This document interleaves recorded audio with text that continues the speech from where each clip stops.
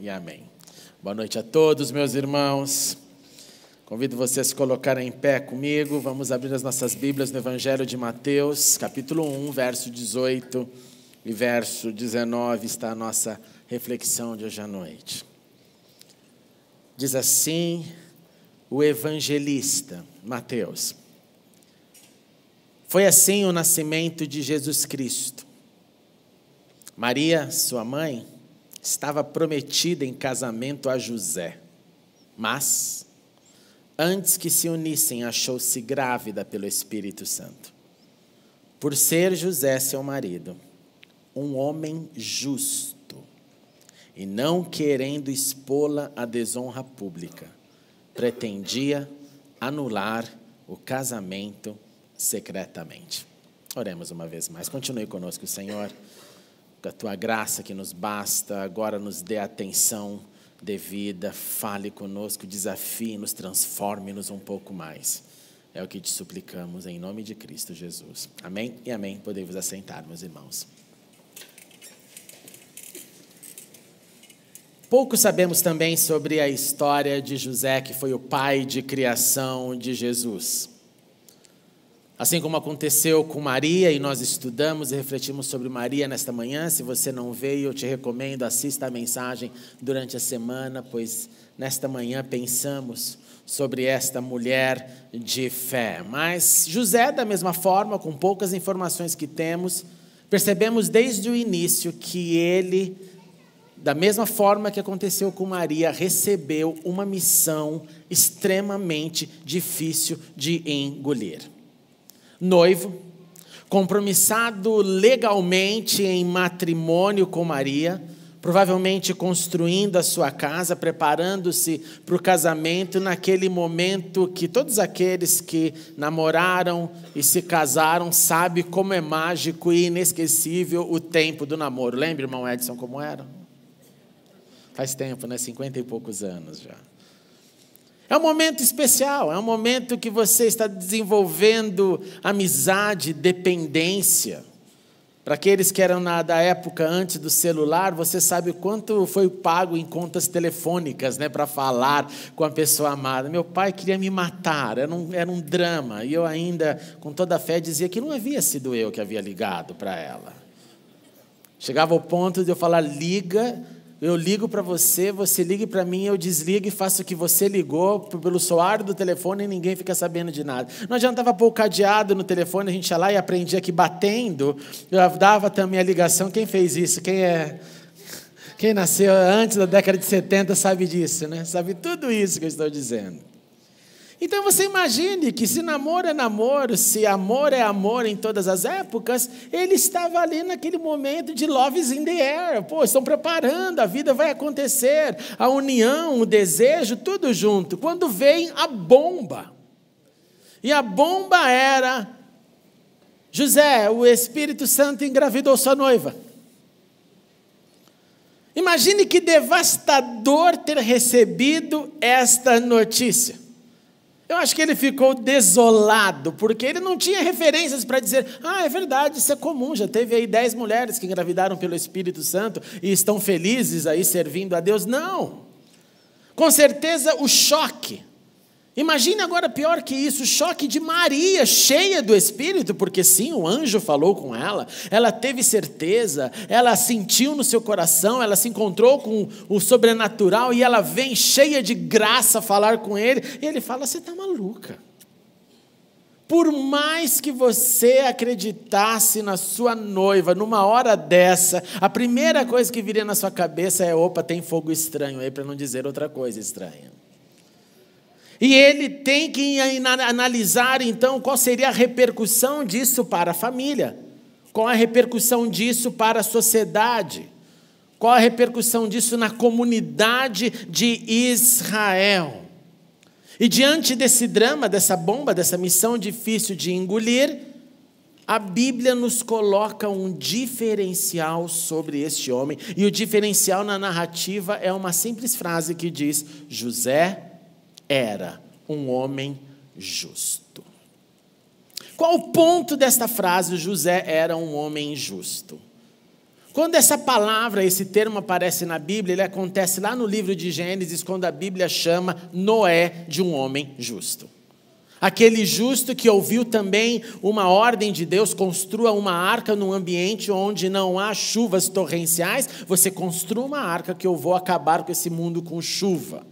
E ele encara essa missão também difícil de engolir, ele constrói a arca, ele obedece a Deus, por isso que Noé é chamado de justo. Ele conseguia crer naquilo que ele não via, ele conseguia se relacionar com a ordem de Deus e imediatamente cumprir a ordem de Deus.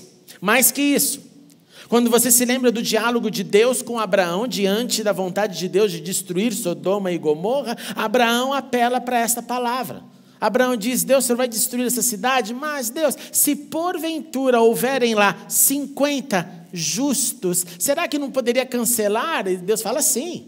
Não, mas e se tiver 45, não sei se tem 50, se tiver 40, 30, vai baixando o número, até que no diálogo de Abraão com Deus, ele fala: Deus, se tiver 10, vai, porque eu não sei, a situação lá deve estar crítica em Sodoma, 10 pessoas em uma cidade inteira, se houverem 10 justos, o Senhor não destruirá a cidade? Deus fala: sim, se houverem 10 justos, eu não destruirei a cidade. Como Deus destruiu a cidade, você então percebe que não haviam 10 justos em Sodoma.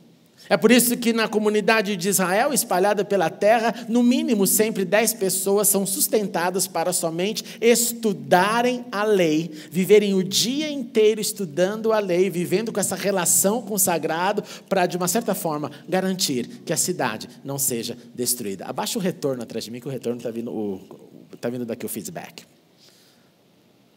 O Salmo 1 também nos fala sobre este justo. O Salmo 1, no verso 5, diz o seguinte: por isso os ímpios não resistirão no julgamento, nem os pecadores na comunidade dos justos, pois o Senhor aprova o caminho dos justos, mas o caminho dos ímpios leva à destruição. Para o salmista, e ele está dizendo que feliz é aquele então que anda no conselho do Senhor, não anda no conselho do ímpio, que este faz parte de uma comunidade. E é interessantíssimo e importantíssimo essa menção do salmista, porque aqui ele está saindo do justo individual singular, ou do somente 10 para salvar uma cidade. Aqui ele está falando de um número maior, ele está falando da vocação de uma comunidade inteira, para que essa comunidade então seja convocada e seja uma comunidade de justos, e que o Senhor aprova este caminho. Olha que lindo! O Salmo nos disse que ímpios não resistem nesta comunidade. E só vai ficar claro isso mais tarde, quando Jesus nos fala de maneira bem clara que na comunidade existe sempre trigo e joio, ou ímpios e justos, na linguagem do Antigo Testamento. E quem lida com isso não é gente, quem lida com isso é o sagrado. Assim como o sagrado lá no Antigo estava dizendo: olha, o caminho dos ímpios leva à destruição, isso é entre eu e o ímpio. Na linguagem neotestamentária, entre o justo e o ímpio, entre o trigo e o joio, quem cuida do trigo e do joio é Jesus, e não eu e nem você. Isso tudo para nos dizer que quando José está sendo então classificado, rotulado como justo, perceba que o texto está o colocando acima de toda a média. Estava dizendo que ele era ali do partido de Noé, que ele era da integridade dos salmos, que ele era daquele grupo que se estivesse numa cidade um número maiorzinho, mais 9 com ele, cidades não eram destruídas. Era alguém então de fé, e alguém então que demonstra mais do que o termo que é dito a seu respeito. Porque quando ele ouve a história da sua noiva, a Bíblia nos deixa claro o amor dele por ela. Por quê? Porque a Bíblia nos informa que ele não quis expô-la à desonra pública, então ele pretende anular o seu casamento secretamente. Você já tem vontade de fazer o mal para alguém que você ama? Eu já. Você amava, a pessoa fez alguma coisa contra você e na hora o seu amor parece que muda em raiva. É chocante a nossa habilidade de transformar uma ação que até então era uma, mas naquele dia deu alguma circunstância, alguma briga, e aquilo gera um vulcão dentro do ser humano. O justo José não tem isso. Ele não entende nada. Porque eu não acho que um ser humano consegue entender simplesmente essa notícia. Sua mulher está grávida de Deus. Mas ele não quer expor esta sua noiva. E assim ele queria então conversar, o que significa cancelar secretamente. Significava reunir os líderes de Israel e anular todos os contratos de aquisição e de noivado que eram feitos no mundo antigo. Era a hora de somente família e líderes religiosos sentarem juntos e dizerem: acabou aqui o casamento, eu fujo para um lado, eu vou ter que sair da comunidade, é claro, porque senão a comunidade vai perguntar: e o casamento, quando vai ser? Se foi secretamente, ninguém estaria sabendo. Se ninguém estivesse sabendo, todo mundo continuaria na expectativa de o casamento, e o casamento, e o casamento. Então essa ideia dele de cancelar secretamente envolveria certamente a fuga dele da cidade. Ele teria que abandonar todo o projeto de vida dele. E esse justo estava disposto a fazer isso. Porque além do amor dele, além da justiça dele, além dessa paixão com certeza para fazer isso para essa mulher, talvez também um pouco de, não, eu não vou me expor aqui, porque as pessoas vão falar que ela ficou com outro, mas tinha mais um caso. E o outro caso era que a lei, em Deuteronômio 22, você vai ler que, se porventura uma mulher ficar com um homem ficar com uma mulher, e esta jovem estivesse prometida a outro, a lei determinava que os dois deveriam ser apedrejados. Ela, porque não gritou. Querendo dizer, ela porque não pediu socorro. O que significa isso? Ela porque consentiu. Porque se fosse um ato de violência, ela deveria gritar e pedir ajuda e denunciar. Mas ela ficou quieta. E ele, por ter desonrado a mulher de outro homem, em consequência, peguem os dois e a apedrejem. Então, na cabeça dele, ele estava diante desses dramas. O drama da sua justiça, o drama do seu amor, o drama de não entender a equação que estava ali diante dele, o drama da lei. Mesmo imaginando possibilidades, ele não conseguiria contemplar ela sendo apedrejada.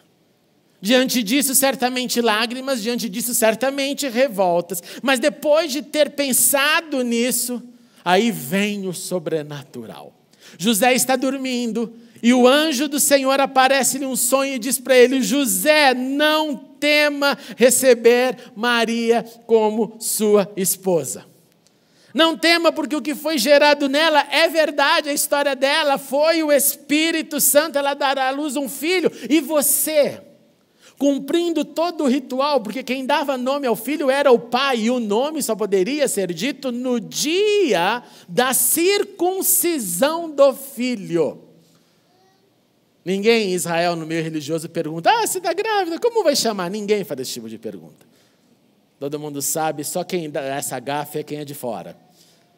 Porque sabe que só vai ouvir o nome do filho no dia em que esse filho se tornar filho da aliança perante Deus. Era como se nós fizéssemos no dia de dedicar uma criança a Deus, naquele dia desse o nome para ela. E Deus dá, através do anjo do Senhor, essa incumbência. Você vai dar o nome dele de Salvador, de salvação, de ungido, de Jesus, porque ele salvará o seu povo. José, tudo isso aconteceu porque você não se lembra do que você leu, do que você aprendeu. O profeta Isaías disse que uma virgem ficará grávida e dará luz a um filho, e ele será chamado Emanuel, Deus conosco. Você conhece as narrativas, e as narrativas agora encontraram você. As narrativas agora são parte da tua história. Gente, não é lindo quando nós percebemos que a narrativa nos encontrou? Não é lindo quando você está vivendo um momento da sua vida e você pega aquele texto e fala: é para mim, Deus falou comigo, sou eu que estou aqui nessa narrativa. E aí José demonstra uma outra característica chocante. Ele acorda desse pesadelo, sonho, alegria, conforto, confirmação. Não sei exatamente, mas ao acordar, a Bíblia nos diz que José fez o que o anjo tinha ordenado e recebeu Maria como sua esposa. Além disso, o justo José não teve relações sexuais com ela. Enquanto ela não deu à luz. E depois de ter dado à luz, depois de ter cumprido tudo, então ele recebe o seu filho e coloca o nome dele de Jesus. Eu não sei se você parou para pensar nisso, mas a narrativa não fala exatamente quando foi o casamento dele. A narrativa diz que ele não teve relações com ela, mas não disse, então, cumprindo-se todos esses dias, houve as bodas e eles se casaram. Poxa, a mesma narrativa que mais tarde vai dizer que estando Jesus no casamento em Caná da Galileia. Então, a expectativa era essa. O que nos faz pensar que bem possível que nesse momento José assumiu a Maria não só no campo da teoria, da espiritualidade, mas que esse foi o momento do casamento dele. E por que eu estou dando essa sugestão para você?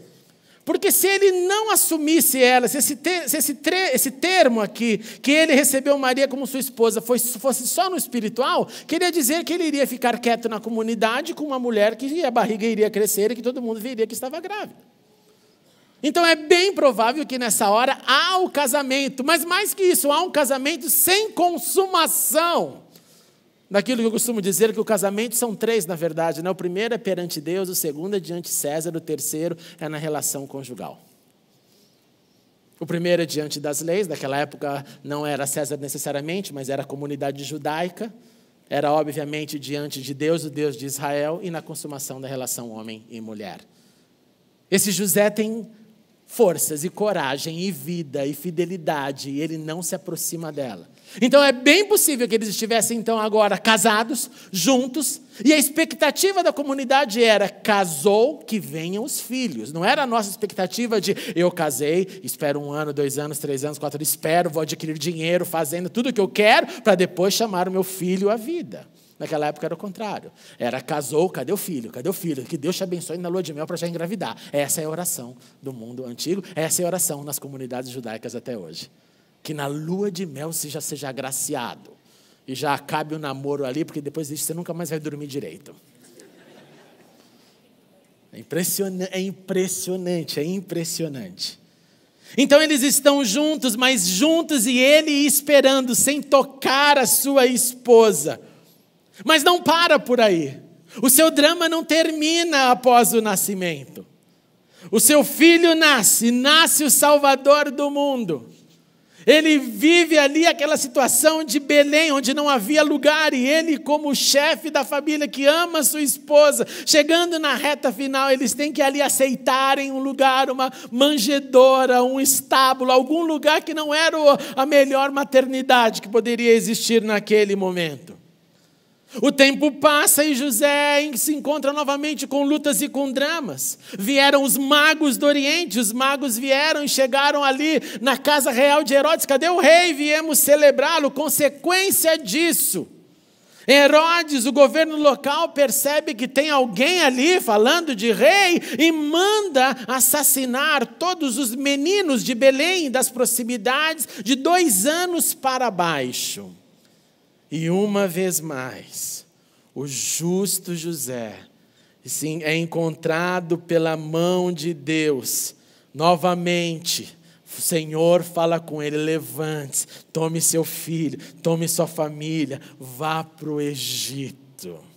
E fique lá. E José se levanta, José obedece imediatamente. José está pronto sempre para ouvir e agir. Ele não é daqueles que dizem, o Senhor falou comigo, eu estou orando ainda. Eu estou orando ainda. E ele vai, ele mora no Egito, ele espera Herodes morrer, para que então ele possa voltar, ele ouve, ele obedece imediatamente. Depois que Herodes morreu, novamente, vai o anjo do Senhor em sonho. Você aprende então com José que Deus é o Deus que fala através dos sonhos. Aparece a ele e fala: levante-se, pegue o menino, pegue a sua esposa e vão para a terra de Israel. E de novo você vê a velocidade como ele responde. Ele levantou-se, tomou o menino e foi para a terra de Israel. E ali então eles se estabelecem em Nazaré, onde Jesus cresce até o início de seu ministério. E posteriormente ele vai para Cafarnaum. Nós não sabemos nada sobre o fim da vida de José. Ele desaparece da narrativa. Nós acreditamos que quando Jesus é crucificado, ele já havia morrido, porque se ele estivesse vivo, a ocupação maior de um pai diante de alguém crucificado seria cuidar do corpo do seu filho. E como você bem se lembra, quem pega o corpo de Jesus não é José, mas sim José de Arimateia, não o pai de Jesus, um outro homem. Então ele simplesmente some da narrativa. Ele viveu sendo chamado de justo. Ele viveu ouvindo e obedecendo. Ele viveu encarando dramas que qualquer homem ficaria completamente arrasado de ter que lidar com isso. Pergunta que eu faço para vocês, meus irmãos, é: o que nós aprendemos com José? Primeiro, se tiver caneta, anote. Nós somos também chamados para a retidão. Nós somos chamados para viver uma vida de integridade. Integridade, retidão, justiça, justos, é o primeiro alicerce da nossa caminhada. Porque não tem coisa pior que alguém se esconder atrás de uma espiritualidade corrupta, hipócrita, com ausência de integridade. Não há força maior que desmorona qualquer discurso da espiritualidade se não há no ser humano simplesmente integridade, se não há sim, se não há não. E só há no meio ali alguma coisa que talvez sei, talvez não sei o que é. Nós somos chamados para viver como José, nós somos chamados para aumentar esta comunidade de justos. O Brasil está vivendo um momento agora, nesse período de transição, onde muita esperança está nascendo. Esperança de renovo, esperança de um novo tempo, esperança de um novo ano, final de ano, resoluções para o próximo ano. E eu queria te dizer de maneira bem clara isso. Se a Igreja de Cristo no Brasil tivesse uma resolução mínima, que fosse: olha, nós viveremos e brigaremos pela integridade, pela retidão. Eu garanto para você que então os tantos milhões de evangélicos que temos fariam uma diferença brutal na nossa nação. Nós somos chamados para estar nessa comunidade. Nós não somos chamados para contemplar e dizer: não era assim, José era assado. Não, eu e você. O salmista também perguntou no Salmo 15, quem habitará na presença de Deus? E a resposta é: aquele que é íntegro de coração, aquele que não mente, aquele que não aceita suborno, aquele que não empresta com juros, é este. O salmista não fala nada de jejum, de oração, de dons, fala nada. Ele fala: seja reto. Seja reto, porque essa retidão é um alicerce, é a base para se construir, a base para o sobrenatural, para o etéreo, para o que transcende, e não o contrário. Não é carisma depois caráter, é caráter depois carisma. Sejamos retos, sejamos justos. Segundo, aprendemos então que este justo, e se nós somos convocados para ser justos como José, nós somos chamados para viver aquilo que o justo vive, e o justo vive pela sua fé. O justo vive pela fidelidade no que crê. E os desafios da fé, eles crescerão. Primeiro a minha mulher está grávida de Deus, depois eu tenho que ficar com ela, depois eu não posso ter relações com ela, depois eu tenho que fugir para o Egito, depois eu tenho que voltar do Egito e começar tudo de novo em Nazaré. E depois eu tenho que criar esse, que eu não sei nem como eu vou criá-lo exatamente, porque ele vai ser o salvador, inclusive, da minha própria vida. Desafio, desafio, desafio, desafio. Nós aprendemos com José que eu não devo jamais denegrir a quem eu amo. Seja meu irmão, meu amigo, minha esposa, meu marido, seja quem for. Não deixe que uma notícia ruim faça acabar com o seu relacionamento de amor.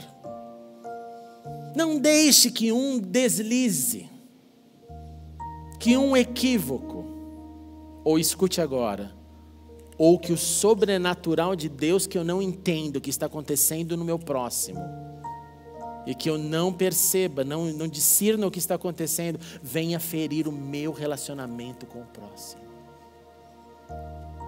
Se há uma área que o diabo dança e pinta, é nessas nossas interpretações do que o outro fez, então se fez, eu vou julgar e rotular dessa forma a partir de agora, esse está quebra a partir de agora, é cara feia, é cara fechada. Não... Gente, isso é ridículo. Além de carnal, além de demoníaco, além de ficar segurando algo que não é o processo que Deus nos ensinou, porque Ele nos disse dos seus pecados, eu não me lembro. Mas você imagina se Deus ficasse lembrando dos seus pecados e dos meus? E se eu chegasse diante dele, ele falasse, meu, não esqueci, viu? Você pisou na bola hoje lá. Meu Deus do céu. Nenhum de nós sobreviveria diante de Deus. Então, quando algo acontecer que você não entender com alguém que até aquele momento você até gostava, ou até aquele momento você amava, ou até aquele momento você sentia nada, não vai para o negativo. Tente uma solução. Mesmo que você seja o injustiçado, é o que José nos ensina. Eu cancelo secretamente baseado no que eu não fiz, mas eu não vou denegrir essa pessoa. Quando isso acontece então na igreja de Cristo, eu tenho vontade de pegar as malas e sumir. Sabia? Quando eu vejo irmãos que por causa de um detalhe, não agora, eu falo assim, você não entendeu nada. Você não entendeu nada. Você é um bebê que nem leite está tomando ainda. Está no colostro ainda. Porque nós somos chamados a proteger em amor. E o advento nos ensina isso.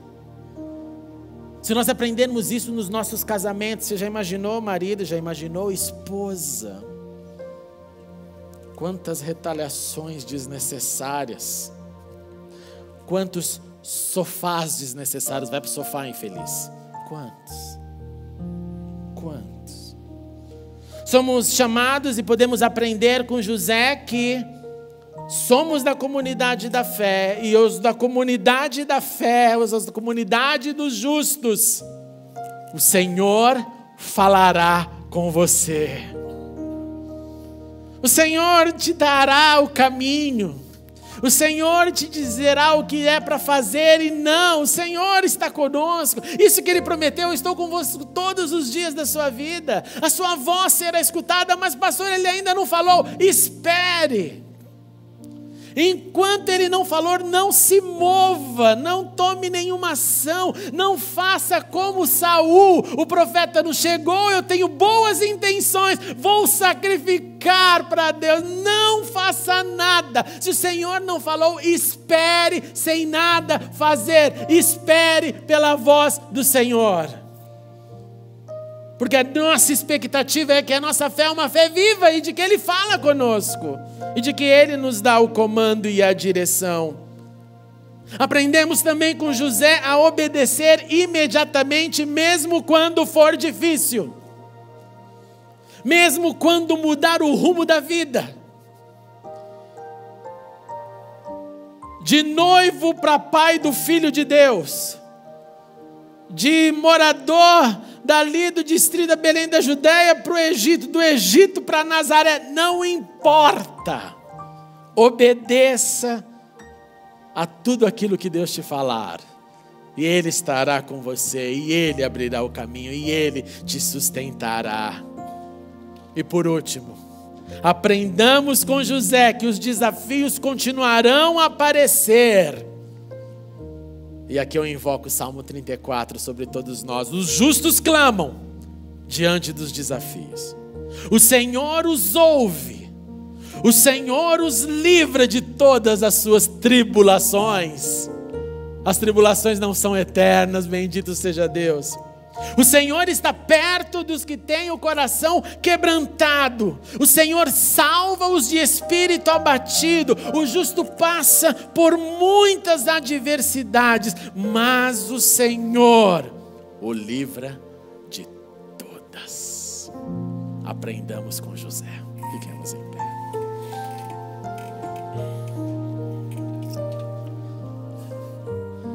Sim, Senhor. Faz aumentar e crescer a comunidade dos justos através das nossas vidas. Faz aumentar o nosso discernimento, Senhor, e o nosso entendimento que o Senhor nos chama para viver em retidão, para viver na dependência, viver ouvindo a sua voz, vivendo a obediência todos os dias. Nós não temos ideia, Senhor, nem nossa carne o que José passou. Mas o seu exemplo nos inspira a crer, mesmo quando a missão é difícil de engolir. Ajuda-nos, Senhor. Ajuda-nos desde dessas reações que temos de denegrir a quem amamos. Ajuda-nos e transforma-nos em seres humanos reparadores. Seres humanos que sejam, Senhor, remédio um para o outro, proteção um para o outro, cuidado um para o outro, como José demonstrou aqui, Senhor. Ajuda-nos a obedecer quando for difícil ouvir a sua voz. Ajuda-nos, Senhor, a não procrastinar. Faz-nos um povo obediente, Senhor, um povo que escuta e faz, não um povo que escuta e fica ali ruminando a sua voz sem nada fazer. Ajuda-nos a aprender a prontidão e a alegria de obedecer e obedecer imediatamente após a sua voz. Neste advento, Senhor, acrescenta na nossa espiritualidade. Porque, Senhor, a tua palavra é tão rica e nos inspira nesta hora. E eu te suplico que onde não há justiça, que a justiça vença. Que aonde há desobediência, que a obediência vença. Que aonde haja retaliações humanas, que haja amor, que é o vínculo da perfeição. Que aonde há ausência de fé, Senhor, que haja fé, que vá aonde quer que o Espírito venha a soprar. Em nome de Jesus, o nosso Senhor. Amém e amém. Vamos aplaudir a Ele.